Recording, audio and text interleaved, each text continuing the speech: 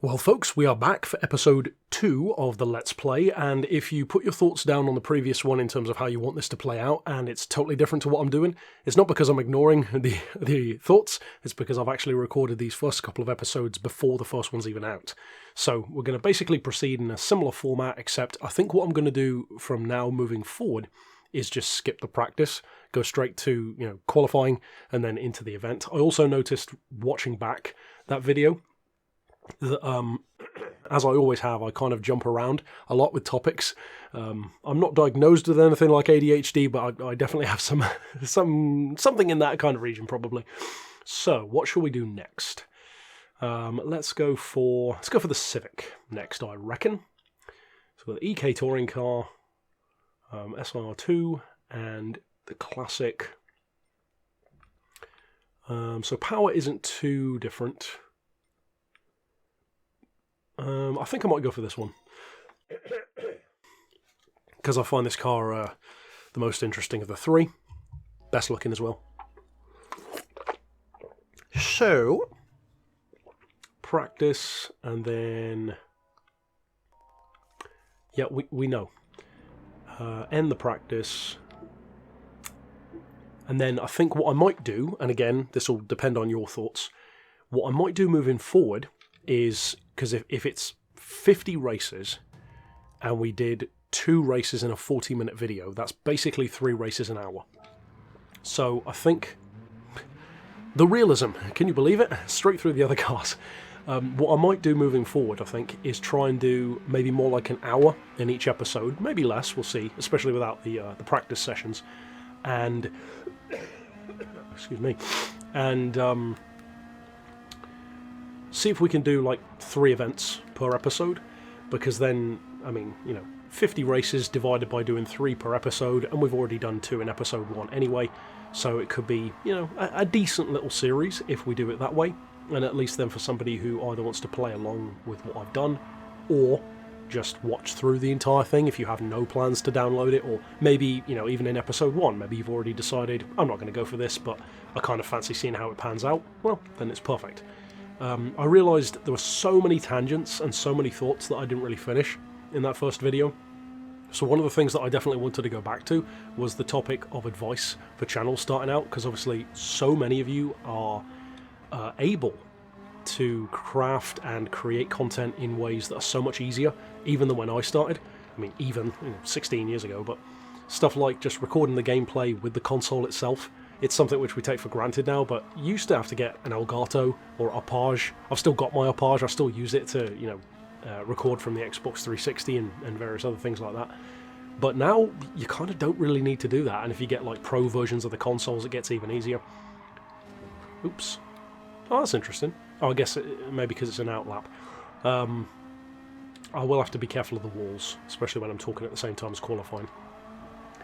But yeah, to go back to the point of advice for smaller channels, like for setup and stuff like that, it's funny because I find that people don't really ask about setup much these days anymore, because it's probably due to those reasons. Most people know you can use like, a Yeti microphone and record using the built-in capture of the game. You can edit on your phone if you want to these days. It's so much easier than it used to be. But for those who are curious, the setup which I use is fairly simple. Laptop wise, it's a Lenovo IdeaPad Y700 that I use, so nothing fancy. I think I will upgrade at some point, because it's fine. It does everything I need it to do realistically, but I do find that the RAM seems to get eaten up over time, and I know that's kind of a thing that happens with all computers generally when you're when you're doing repetitive tasks like editing hundreds and thousands of videos, such as I am. So I'll have to upgrade it at some point anyway, but that's what I use for a computer. As any of you who have been around for a while on the channel know, I've got through quite a few laptops and computers. As far as audio, I actually do use a Yeti. I know that you can get better options, but it's a simple one. It's cost effective. It's like, what, 100 quid, something like that? It's probably cheaper now. As long as you're not blowing out the microphone, you'll be fine. And obviously with my style, that's not really a problem. Whoops. Oh, interesting. I expected the lap to go red then. Curious. We'll have to see when I actually cross the finish line, but... Excuse me. And then, what do I use? I use Audacity for audio. That's great for editing. To be honest, Audacity is way better than I realistically need in terms of stuff that you can do, but that comes in definitely very handy. And as some of you will probably remember, in fact many of you, because technically the majority of the time on the channel I've used the same editor. I don't anymore, and I haven't for some time, but I used to use literally Windows Movie Maker to do my editing, which of course is so basic. There are so many things that you can't do. You can probably tell that I don't use that anymore because of stuff like this being, you know, image in image. You can't even do that in Movie Maker. Movie Maker is fantastic if you're getting started. You can still find some places to download it online, and I would say it's still a really good resource if you're just getting started. The reality is though, I use DaVinci now, DaVinci Resolve, the free version. And unless you're like an actual movie maker, you don't even need the paid version. The free version is so good. And yeah, I mean, it's free anyway, so there's not really any need to use Movie Maker anymore, unless you specifically want that bare bones experience. Kind of like choosing to play a PlayStation 1, just because you prefer it, I guess. But yeah, in terms of qualifying then, I'm 7th. Interesting. Probably doesn't help that I'm talking a lot. But also, I personally don't find that Tokyo is one of my stronger tracks anyway. I do love city courses, but Tokyo, I don't know, in GT Sport and GT7, I'm just not really a fan of the Tokyo layouts. They just don't do it for me. I don't know why. I think maybe they just don't have the character of a lot of the other tracks, you know, like Seattle, Monaco, New York even. I miss those kind of circuits. I think of all the city tracks, if they were to come back, tangent number 2, there, I think Côte d'Azur, aka Monaco, probably, I would imagine, has the best chance. But I guess we'd have to wait and see. So I think I'm probably going to leave it there for the qualifying. And let's speed that up. So I've dropped down to 8th. That's interesting though, because me being in 8th, well now 9th, there's a pretty big gulf. We're dropping even more now, but dropping, I guess it's filling in a little bit more, but there's kind of a big gulf between my time and the next like batch of times, almost like mine's on the upper end of like half of the grid, if that makes sense. But I guess it's filling out a little bit more now, but interesting. Obviously a lot of this being stream of consciousness kind of gameplay. I'll babble probably a lot, but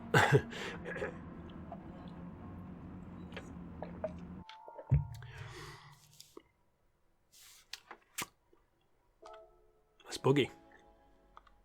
3 laps. I would be shocked if I win this one, especially given how the qualifying went.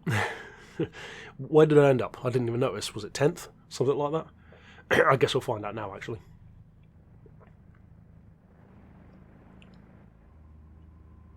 Who doesn't like a nice Civic?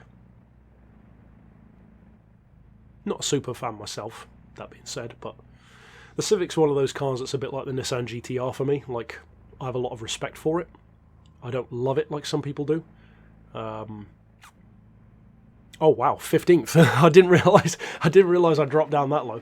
Wow, literally like almost right at the back. Hey, I was talking the entire time, so who really cares? It'd be interesting to see how that translates into the actual event then, because obviously we can do a bit of the bouncy bounce through corners to make up some of the time, which obviously isn't really the spirit of this kind of racing. But hey, if it's AI, I'm going to treat it like AI. But yeah, the Civic's one of those cars where I have driven a couple of them, to go back to the beards and cars kind of talk, but the ones that I've driven aren't really as legendary. So I drove an FN2 and an FD2. The FD2 obviously is kind of a modern legend, being the more JDM style. And I've always loved that kind of 4-door variation idea of the Integra or the Civic.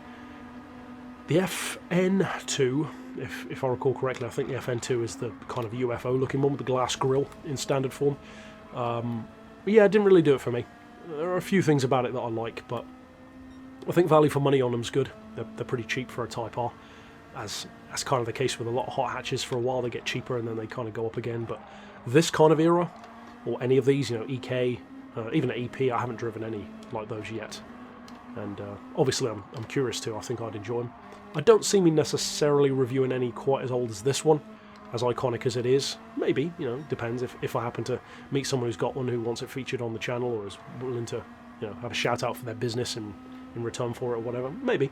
But I feel like of the Civics that I haven't driven, chances are, I would imagine, an EP is probably, I would say, one of the better chances I'd have to feature one in Beards and Cars. Seems more likely. There's quite a few of them around. But yeah, the love that I have for the Integra, combined with my experience with the Civics, makes me a little bit concerned when I actually drive the Integra whenever I get that chance. In a similar way to the slight concern that I have about another one of my favourite hot hatches, the Renault Megane R26, because my driving style, my preferred kinds of vehicles tend to be those that don't really need to be ragged. They tend to be more low-end torque and effortless performance, which is why I like stuff like the Golf R32. If you want performance, don't buy an R32. You can get way more power out of a GTI. But if you just want a lazy tourer with a nice, great-sounding, beefy, big old torquey engine, that's what the R32 is great for. And for me, that's perfect. I love my R32. But for the Civic, it's the total opposite. And to a slightly lesser degree, but certainly a similar degree, my Evo, the GTA Evo 7, is also very similar. As with pretty much any Evo, I would imagine, it does have to be ragged, or at least it helps to rag it to get the best out of it, because Japan does like their high-revving engines. Most of their best work tends to be horsepower rather than torque. Not always, but generally, and they tend to favour being very, like, motorsport kind of engines. I think that's probably why so many people love the E92 BMW M3, because it's very much a racing engine. And that was one of those cars where, when I reviewed that, and that was in full-on track spec, it's one of those cars that I get why people love it, but not the kind of car I'd ever want to live with. Impressive bit of kit for sure, but especially driving it and then driving an M2 and an M4 in relatively close succession, the M3 just doesn't stack up for me. And it's a shame, because on the surface I actively prefer the E92 M3 over both of those. In games I would choose the M3 over them, 9 times out of 10. But in real life, not even close. The M4 is such a more accessible car in terms of performance. It has so much more to give, and you can immediately feel it's way faster. And that's a shame, I think, because the M3 is a more raw analog experience, which usually I would think I would enjoy more. But it's such a high revving, almost like imagine having like a Judd V8 race engine in your road car. That's what an M3 basically feels like of that era. Which sounds awesome, but it means that whether you've got the, DCT transmission I think it is, or, with the paddles, or if you've got the manual version, either way, you've got to work that car hard to get the best work out of it. And that's just not my vibe, like I said. Whereas with the M4 being turbo aspirated instead of naturally aspirated, usually I do prefer naturally aspirated, at least in concept, it's just more accessible. You've got the instant torque, you can feel how much quicker it is. And if I'm going to go for something naturally aspirated, it's kind of sacrilegious to say these days, but I do definitely prefer the equivalent Mercedes of the time, the C63 AMG. Which I'm saying naturally aspirated, but it's irrelevant of that kind of stuff. Supercharged in the case of Merc, naturally aspirated for most of the Beamers, whatever. More so just the kind of power delivery, the kind of performance. I much prefer the Mercedes approach. Interesting finish from 15th up to 7th. Obviously not ideal, but yeah. It'd be interesting to see how it goes in terms of how these stars add up. So we're less than 15 minutes in, and that's one race done, so making good time. So I think maybe doing 3 events, depends how long the events are, but if we do stick to roughly 3 events per episode, or more if it's a super short event, but I don't necessarily see them being super short, I think that could turn out quite well. And we have unlocked new stuff.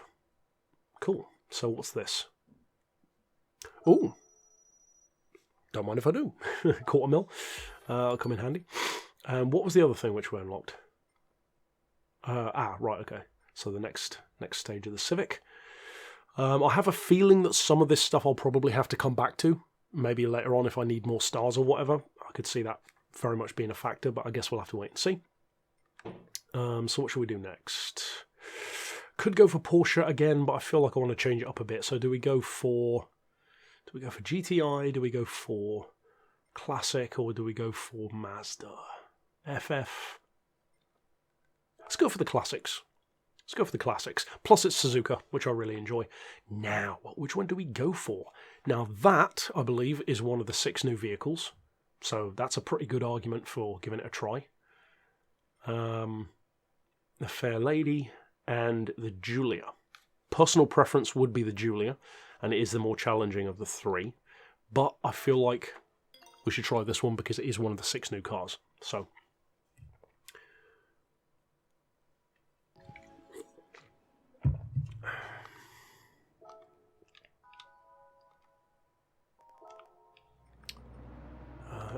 skip the practice. I mean, just skipping the practice probably saves at least... That's got to be, what, 2-3 minutes off of every race? Easy. And that kind of answers my question, I think, because that qualifier is 11 minutes, and I seem to recall in episode 1 the qualifier was 10 minutes. So it must vary, which makes sense. Going back to the point I made about, you know, if you're racing on the Nürburgring or Lassart, you need ideally more than 10 minutes. Cool looking little car.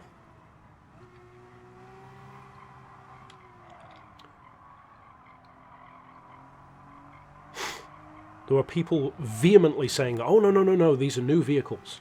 So I'm curious to see. I'm going to check the cockpit cam in a second and see, does this have a different interior?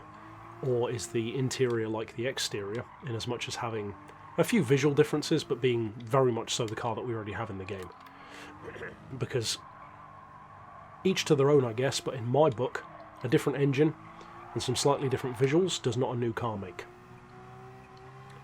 So... what is the interior on this one? Nope. No, I'm not seeing new car material there, mateys. So I am very iffy on calling these 6 new exclusive cars. Exclusive trim levels, I'll give you that, but I would not call these exclusive cars, at least based on this one so far. The Beetle looks a little bit different, so we'll have to see when that one comes around, but I will say in terms of performance, obviously, it's great, but again, you could do that yourself with tuning. I think one of the biggest things working against this concept, and this really does suck, because I've seen from comments that this is definitely putting off a lot of people. Well, not a lot, but certainly more than a few. That you can't choose your own cars, or use your own garage vehicles. I mean, what's the point?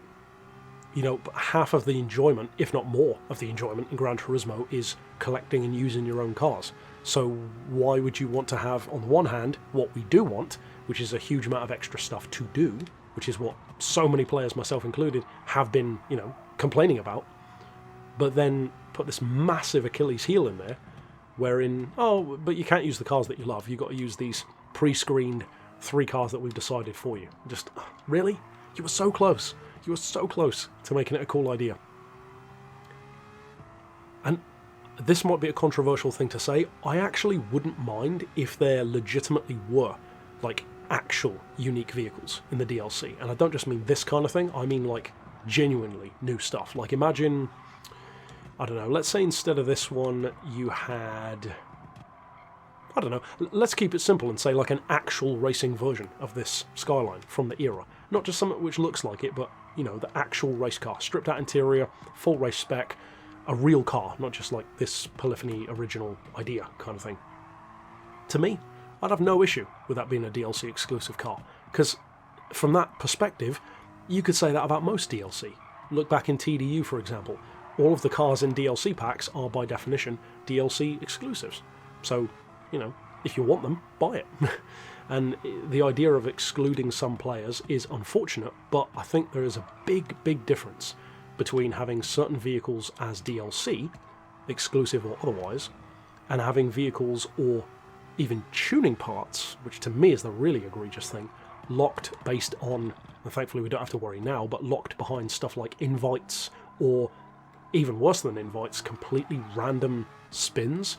That is just the definition of unfair, because not only does it mean that the vast majority of players will never have a certain engine swap or a certain critical part like a Stage 5 turbo, but it also means more so, the real problem there, is not only is it unfair, it's being given to people who haven't proven it. You know, they haven't won the part through some extra level of skill or merit. It's pure chance. So it's like the most unfair you could possibly make it. It's like if you actively tried to make it annoy as many people as possible, I don't think you could have done a better job than that, or a worse job, depending on how you want to look at it. So I think it's a much needed change that we've had over the course of GT7. I really hope that they don't go back and retroactively make stuff like that worse. And to me, kind of like what I said about the DLC, not minding having exclusive cars if they feel earned, I feel a similar way about the invites. This might be a controversial thing to say, but I have no fundamental problem with the concept of invites. But it needs to feel like it's earned. Let's see how that compares to the other times. I have no issue with invites. You know, brands like Ford with the new GT, Ferrari with their top-tier hypercars, there is an established real-world precedent for having invites for certain vehicles. The problem is, when it is in this arbitrary way, and crucially when it's time-locked, if you're going to have invites, here's the way I would do it. If I were in charge of like a career mode, for example, within Gran Turismo, the way I would do it is I would have, let's say for example, in my case, I would probably have as an invite a Ferrari 250 GTO. It was the most expensive car in the world, one of the most legendary, one of the most collectible Ferraris ever. You know, but it's also a car that's not exactly essential for most players. It's like a true collector's piece, which is nice to have, but not essential. And not many people are going to feel like, oh, I've really been left out because I don't have a 250 GTO. Now, take that concept, and instead of putting it behind either a paywall or random chance, have that same invite, but take away the time factor. So once you get the invite, that is it. You can now buy it whenever. But more importantly, have that invite tied in a very Gran Turismo 4 kind of way, specifically to a Ferrari-only event of some kind. So much like in GT4, you go into the Ferrari dealer, except now you have events within that dealer, just like Gran Turismo 4. And you could have, multiple ones, maybe like an F430 challenge or, whatever else. And then one of them might be like the Ultimate Ferrari Series, similar to what we've got in career mode, but like specifically within the Ferrari dealership. And have it so that by winning this series, you either win that car, like a 250 GTO, and then also unlock the opportunity to buy said car, or you just win the invite. So you still have to buy the car, but you've now proven your love for Ferrari, if you will. And I would be totally fine with either of those. If you win the car, awesome. If you just win the right to buying the car, well, it's Ferrari. So being super pretentious, that feels kind of appropriate to me, to have that kind of thing. I believe, incidentally, this is the first time I've qualified first in any of these events, and from what I noticed, I think it was like a 3-second margin or something, so not bad. Like I said, Suzuka is one of my preferred circuits, and ironically, for Polyphony, I do find the Japanese circuits and the Japanese events to be quite repetitive in Gran Turismo these days. I don't know if that's maybe just me or for you guys as well. Even having just a couple of extra ones, like, well, I mean, for one thing, we've got, like, essentially the most minimal variations of Suzuka that you can have. You've literally already got it in the game. Why not have east, west, all these smaller variations that we used to have, and even have something like, why not have the motorcycle variation? And if you play the ride games, you've probably ridden on the motorcycle variations. And in fact, we're coming up to a section where I can show you, for those who haven't played the ride games, what the difference is. As you come around this turn, this corner right here, which is cordoned off with the cones, right there on the right, as I go straight off the track from sightseeing, that is one of the motorcycle corners. Why not have that in there? Like having the multiple variations of Tsukuba. It's weird to me. It's like, again, Polyphony just again and again has this weird mentality of you were right there. Like, you're so close to doing these just extra mile things, and for whatever reason they don't quite get there. And I know it all takes extra time, but come on, if you've already got the entire track in there, how hard realistically is it going to be to have a version without the cones? How much extra work is that? Come on. And it's not like I'm saying this out of some purely selfish thing where, oh, I really want that motorcycle variation. I'm doing Polyphony a favour with suggestions like this, because you can immediately bolster what you can say the circuit list of the game is. That looks better on paper. It's more for people to do, like all the variations of the Nordschleife or whatever. This is not complicated stuff that I'm suggesting, and it's not complicated stuff for the most part that players are asking for. It's not even like, oh, these cars are never enough, I want this car, I want that car, I want this track, that track. You know, this is pretty simple stuff. You know, like I said about the Bugatti circuit in episode 1, or the motorcycle variations, or east and west on Suzuka. This isn't crazy stuff. This is pretty doable. In fact, on the scale of adding new stuff, it's probably some of the most doable stuff in there. So again, very, very odd how they choose to do, or usually not do, certain things. As we progress more through this, I'll be interested to know, as we're in, you know, it's still early days, but so far, what are your thoughts on, has this decided for you, you are going to go for the DLC? Are you definitely not going to go for the DLC? Are you still going to wait it out and watch more of it and see what you reckon? I think for me so far, my thoughts probably haven't really changed overall. Overall, doesn't feel necessary. It's kind of a cool addition, but again feels hampered by some of the choices. The fact that you can't choose your own cars. The fact that it's essentially like pre-scripted events. I don't know if me saying that makes sense, but I think you might know what I mean. Like, oh, these are your 3 choices of car. This is how the event's going to go down. Sure, I have no fundamental problem with structure and events, but I don't know, it just feels very small. It feels very enclosed for such a presumably expansive, well, expansion pack. So yeah, bit of a weird feeling for me. I'm interested to see how much of this is going to be rally. Knowing Polyphony, knowing Gran Turismo, probably not very much at all. Probably just the Beetle stuff, which again is a shame. There's so much more potential when it comes to rally. But yeah, I mean, I feel like, correct me if you think I'm wrong here, but I get the distinct feeling that we didn't used to have anywhere near as many conversations about Polyphony's potential not being reached in older games.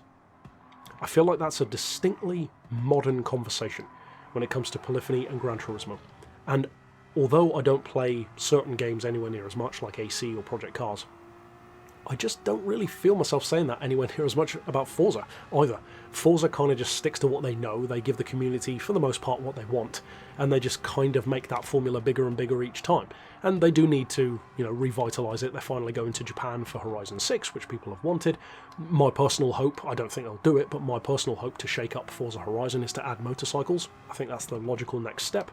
You are already the heir apparent and the heir superior, you could say, to the TDU franchise. Certainly way better than TDU 3. So why not embrace that? Go all in. Add bikes. In the case of Gran Turismo, though, I just feel like so many of these conversations, even the positive ones, end up going down the route of like, yeah, that was really cool. Imagine if they'd have done this, though.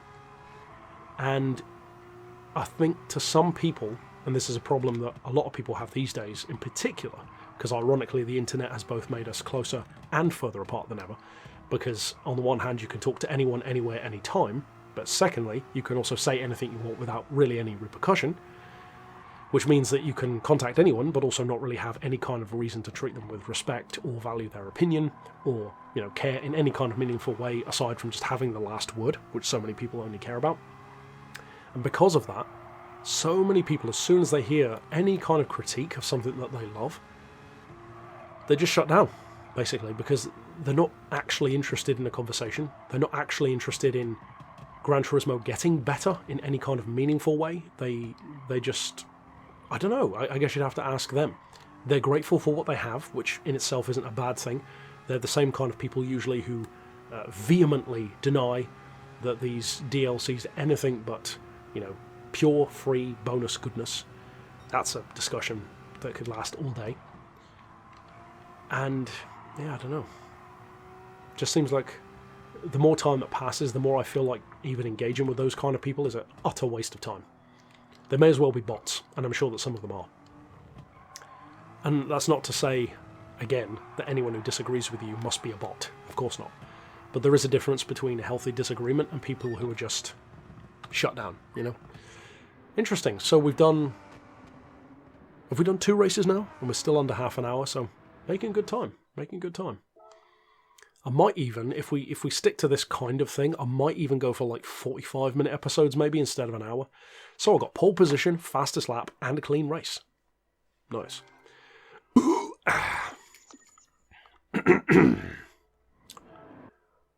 I feel like I should probably save some of these replays. Let's save that one. And I was also thinking that in addition to the 8 car reviews, because obviously I'm going back and forth between this gameplay and the car reviews, technically I will also review these vehicles as well when I unlock them. Hello. A celebration of Sart? Don't mind if I do. Speaking of the video being 45 minutes. 10 minutes. What? Oh, what? Huh? Again, polyphony. A celebration of Sart? Daytona. Huh? Okay. Because when I looked down first, I saw 12 laps, and I was like, what? Because that would be a hell of a race on Lasart. But even on Daytona, that's a decent amount. It might make it more like an hour video, so I might leave that for now. So we've got 70s. What's the difference there? Brands Hatch. Oh, speaking of rally, that's what we'll do now. That's a nice shot, seeing the Citroen in action. Let's see what rally is like. Sardinia windmills as well, which I do like. And there, I believe, is another new vehicle. The Renault and the Stratos with an extremely boring livery. So they're all roughly up around... I want to go for the Renault 5, but I feel like with this being the new car, more of you will probably want to see this in action, so let's go for this one. And as any who follow special projects know, can't really go wrong with a 911 when it comes to rally. And I'm not even going to do a practice. I'm not even going to qualify.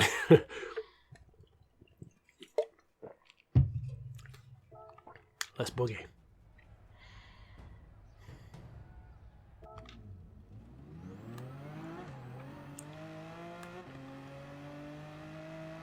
So I'm trying to recall what the differences on this car would be compared to what you can do to the 911 anyway, because I don't think I've done any rally builds for this one. I don't recall if you can actually get any rally parts to begin with. I think on the back end the wing is already available, I think. The wide body, I imagine, is what we already had. The rear window bars look different. The rear cutouts look different. The bull bar, I don't recall being an option, so that's probably new. And I think the bonnet lights as well are probably new. I think I may also change this to manual. No duh, many of you say. As I often say in special projects, it does make a lot more sense to use a manual for rally events. So that is what I shall do.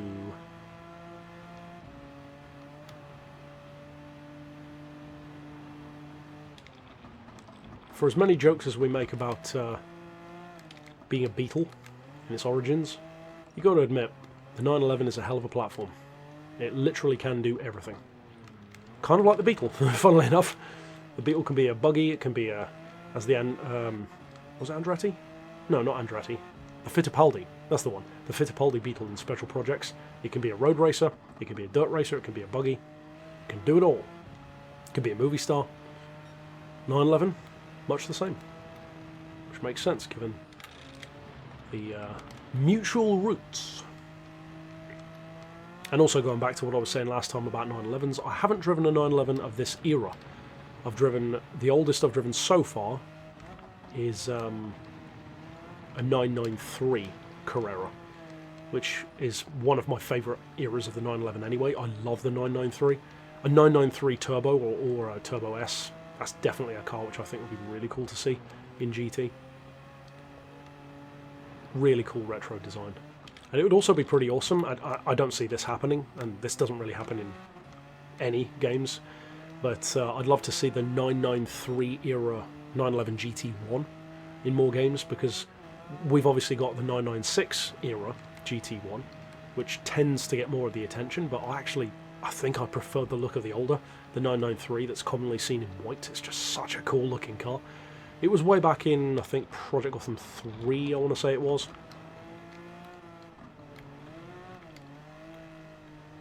But yeah, you don't see that one in many games at all.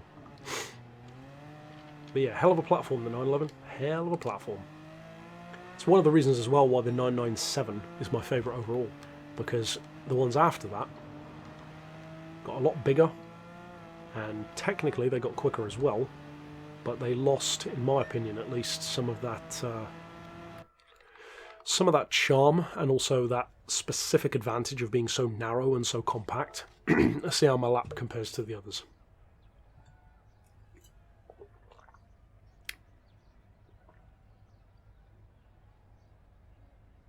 Four-second advantage so far.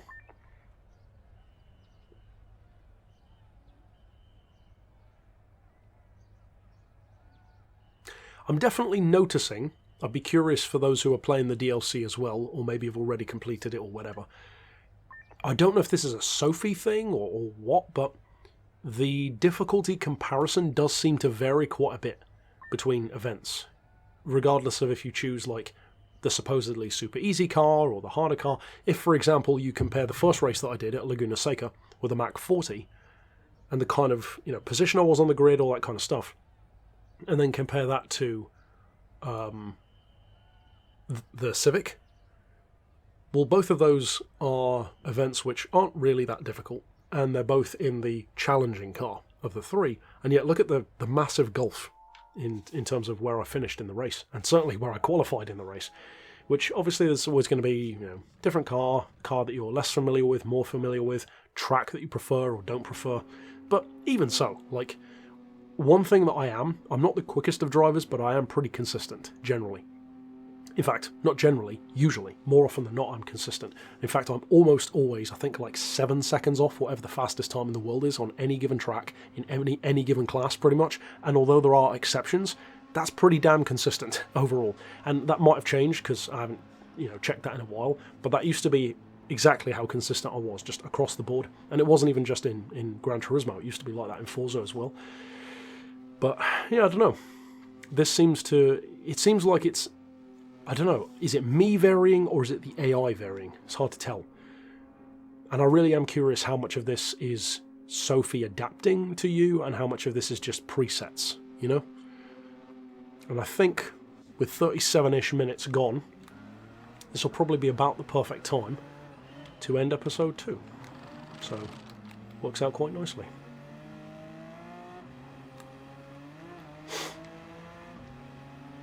And it is nice, definitely,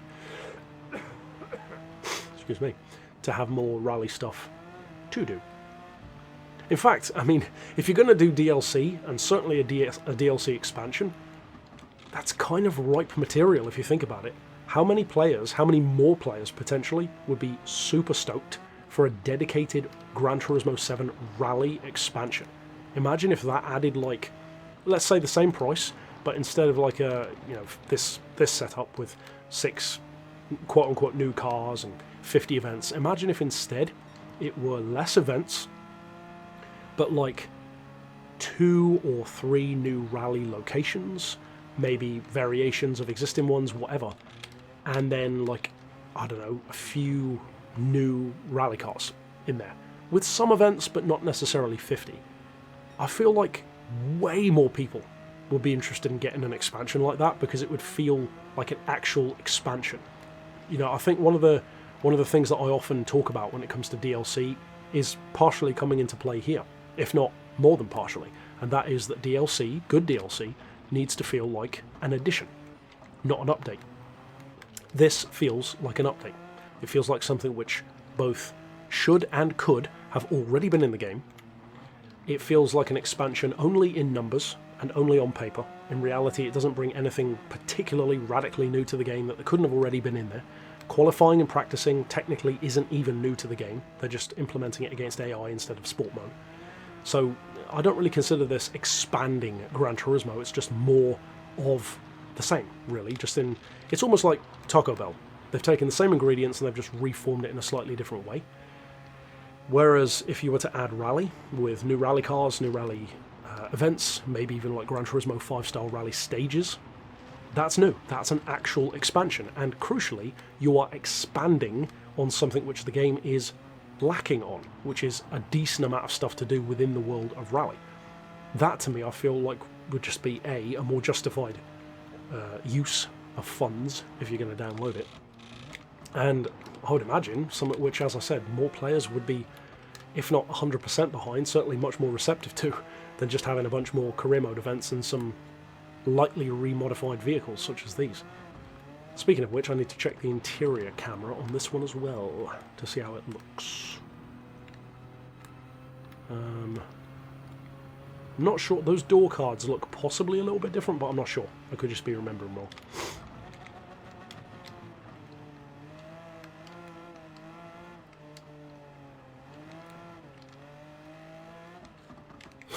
I do also really wish that more studios made a concerted effort, or really any kind of effort, I guess, to work together.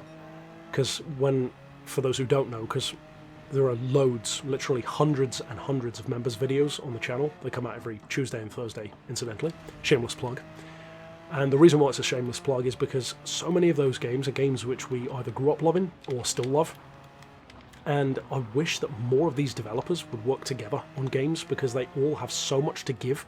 And each of these studios, not all of them, but most of the good ones, have such distinct strengths that if they were to work together, I don't think it would step on each other's toes, at least not to any broad stroke degree. I'm sure there would be smaller issues to get over, there always would be, but the thing that brings that to mind is playing Dirt Rally 2.0. This week, the Tuesday's members video is for Dirt Rally 2.0. And in fact, by the time this video comes out, that will have been earlier today, so that video is already out. And when you play that game, when you go back to that game, I'm not even going to say it's like the best rally game around, but the point is you play that, and when you get to experience a totally focused effort on that one thing, boy does it show. And when Gran Turismo takes their approach, which is basically always we kind of have rallying but not really, that they've pretty much unfortunately always had, with varying degrees of success and involvement. I would say GT5 is probably one of the better examples. Just, work with someone else. Kaz might oversee it in a general sense, but he doesn't really need to be boots on the ground. They could, get it done in their own time. They already know what they're doing. Just consolidate your efforts. I'm sure they could work within Gran Turismo's physics engine and do great things with it. Get rally stages in there. Get, co-driver telling your stuff. It's not that difficult to get a decent voice actor, Just work together. And even like what I said about Forza having motorbikes in there. Work with another studio. They don't have to do it all themselves. Forza already has some inklings of motorcycle involvement with motorcycle engine swaps, but that's about it for now. Work with Milestone, the guys who make the ride games. Why not? Get them to do the motorcycle aspect of the game. Some studios have done it all before, like TDU. I believe they did cars and bikes. But TDU isn't exactly known for its realism when it comes to physics. But the point is, collaborate and delegate. Those are two things which I think Polyphony really could learn from. And again, to go way, way back to the tangent on kind of a totally different thought, but it just popped back into my head from episode 1, when I was talking about advice that I give to smaller channels starting out, and the reason why this came back to mind is because it kind of applies to what I'm saying here as well, is if you are going to have success, and this applies to anything in life, if you're going to try and start up a business, if you're going to try and start up a YouTube channel, or if you're just going to enter the workforce, maybe you're younger and you're about to get your first job, whatever. You've really got two options if you want to be successful. And most other things, if not all other things, are essentially variations of this advice. Either you've got to do what everyone else is doing better than them, or do what no one else is doing. Those are the two fundamental ways to get success. One is competition and one is innovation. Those are the two different ways, and that's what I've always said to people. It's the advice I always give in any kind of scenario. I think most of you know me well enough to know which one I always choose: innovation. Which is why, although you might see some similarities to certain content on my channel to other channels, generally speaking, if you actually get down to the bare bones of it, you'll probably find that whatever similarity there is, I probably did it first. So, for example, I'm aware that there are some, let's call it as it is, copycat channels that do stuff like their own special projects. Now, some people might say, yeah, but HSG now is claiming that, he came up with the idea of special projects. Well, yeah, I did. I did. Because special projects isn't a thing. I made it a thing in Gran Turismo. Making replicas is not something I would ever claim as my original idea, but special projects is. That's a specific series that I made up. So those kind of similarities, for example, to other channels, if there are similarities, it's because I did it first. And they say about people copying you being the highest form of flattery, imitation, which I guess is true. It doesn't really excuse it. It's more so the kind of excuse used by the people doing the copying, really. But the reason why people copying doesn't bother me to the degree that it could is because, in my view, I don't view it as flattery. I actually view it as kind of pathetic, to be honest. But the reason why it doesn't bother me is because anyone whose first thought is to copy someone else is never going to be successful. Because if you play out that approach to its logical conclusion, where is that channel, or those channels, or those kind of people going to end up? Well, let's say, best case scenario, you do your version of what I'm doing better than me. Except the problem is, you actually aren't an innovator. You were copying me. And you've copied me to the point where, in theory, you've now done better. Okay, what now then? Because you're not an innovator. You needed me to get where you are, inadvertently. So now that you're on your own, and you're ahead of the pack, you've now got nothing to chase. So let's see how you do now. Which is why it doesn't bother me when people copy me anywhere near as much. Now, obviously, there's a difference between that and like actual copyright stuff, but fundamentally, I find people who copy very funny for that reason, because it's like they're ensuring their own downfall and they don't even know it yet, which is quite hilarious to me, because I do find tragedy quite funny. And yeah, it's another reason why I say to people, alongside that advice about either do what someone else is doing better than them, which could easily be mistaken for what I just said about copying. It's not the case at all. And that dovetails into what I'm saying next, which is there is a massive difference between inspiration and imitation. One of my biggest inspirations for this channel is, or two of them, were Rhett and Link with Good Mythical Morning. Not so much these days, but more when I got started. And for my series of Beards and Cars, Jay Leno's Garage. Now, those inspirations are not clear. There's nothing on my channel that really has any relation to GMM or Rhett and Link. So you would never know that that was an inspiration unless I told you. Likewise with Jay Leno, you wouldn't guess that my Beards and Cars reviews had anything to do, or any kind of inspiration from Jay Leno, because they're nothing alike. That's what inspiration actually is. You take something from it which you think, that kind of work ethic, that kind of out-of-the-box thinking, I'm going to try and have my version of that. But reality is, most people just take that and see, oh, HSG just does special projects. I'll just do special projects myself. That's not inspiration. That's just imitation. And I think we shall leave it there for now. Little bit over 45 minutes, but still well under an hour. Got 3 events done, which is what I wanted to do. And we've actually now seen, in a hands-on way, a couple of the new cars. So we've finished 5 races so far. We've won 3 of them. And got 1 reward, which was, what, the 250 grand, I think it was. So yeah, not too bad so far. And I will see you tomorrow then with another car review, and then the day after with more of this. Let me know, like I said, and by the time this comes out, I should be able to actually read your thoughts on the episodes moving forward. I would imagine this is probably still going to be the best way to move through this. But yeah, I mean, doing 3 races per episode, we'll get it done sooner than later. So let me know. Of course, see you next time for more, and thanks for watching.